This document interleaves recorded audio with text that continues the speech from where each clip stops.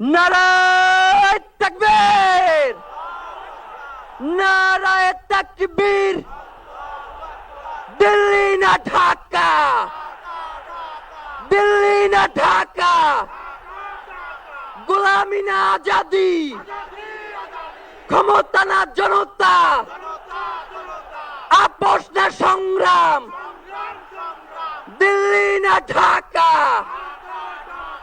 আমার ভাই কবরে, খুনি কেন বাহিরে? আমরা সবাই হাদি হব,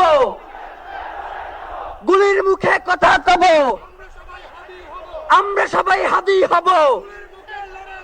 নারায়ে তাকবীর, ইনকিলাব ইনকিলাব, মুজিববাদ মুর্দাবাদ, ইনকিলাব জিন্দাবাদ।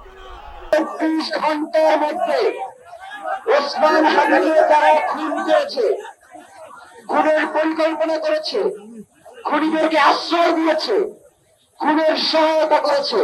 প্রত্যেককে গ্রেফতার করে বিচারের মুখোমুখি করতে হবে। আমরা বাংলাদেশের কোন রাজনৈতিক দলকে সন্দেহের চোখে দেখি না, সেই সাথে আমরা কাউকে সন্দেহের বাইরেও দেখি না। আমরা মনে করি ওসমান হাদির যে লড়াই, তার যে সংগ্রাম, তার জন্য আওয়ামী লীগের যে সমস্যা আছে, বাংলাদেশের কিছু রাজনৈতিক দলের সমস্যা রয়েছে।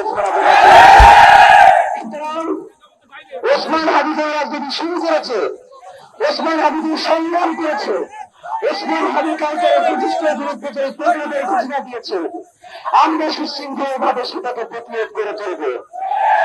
প্রিয় ভাইরা, নাম্বার 1, ইনকিলাব মঞ্চের পক্ষ থেকে, তার পরিবারের পক্ষ থেকে, আপনাদেরকে আজকের প্রোগ্রামের পক্ষ থেকে আমরা ঘোষণা করতে চাই, ওসমান হাদিকে যারা খুন করেছে, খুনের যারা পরিকল্পনা করেছে, খুনে যারা সহায়তা করেছে এবং সার্বিক পরিস্থিতি যারা তৈরি করে দিয়েছে, আমরা প্রত্যেককে অতি দ্রুত যাতে বিচারের আওতায় আনা যায় সেই জন্য রাষ্ট্রকে অনুরোধ জানাই।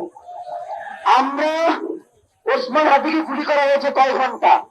172 ঘন্টা হয়ে গেছে। এই রাষ্ট্র কি এখন পর্যন্ত বলতে পারছে ওসমান হাদির খুনি কোথায়? ওসমান হাদির জন্য এখন 5 স্তরের নিরাপত্তা আমারই চাইতে দেয় না, বলে ভাই সিকিউরিটি সমস্যা আছে। ওসমান হাদি যে এত বড় নেতা আপনারা জানতেন না? ওসমান হাদি যে বাংলাদেশের স্বাধীনতা সার্বভৌমত্বের প্রতীক হয়ে দাঁড়িয়েছে আপনারা বুঝছেন না? আপনারা ইচ্ছা করেই ওসমান হাদির নিরাপত্তা নিশ্চিত করেন নাই।